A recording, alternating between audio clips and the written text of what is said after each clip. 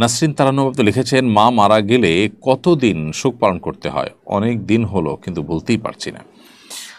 ভুলতে না পারা দোষের না, এবং ভুলতে না পারলে কোনো গুনাহ হবে না।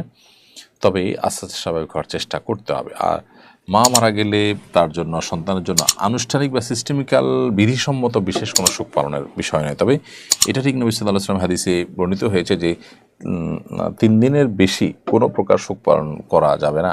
তো এটা অবশ্য মা বাবা বা অন্য সবার জন্য প্রযোজ্য, যে শোক পালন বলতে যা বোঝায় সেটা ৩ দিন পর্যন্ত হবে, এর বেশি যেন না হয়।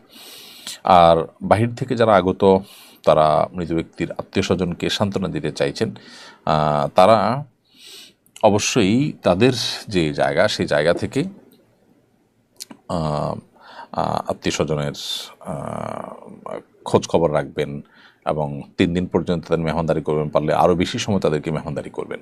তাহলে খোলাসা কথা হলো, বাবা হোক মা হোক মারা যাওয়ার পর আপনি ভুলতে পারছেন না, এটা মানুষের হতেই পারে, এটা দোষের না, এটা কোনো গুনাহ হবে না। কিন্তু শোক পালন বলতে যা বোঝা হয়, এরকম সিস্টেমিক্যাল কোনো শোক পালন ছেলের উপরে বর্তায় না।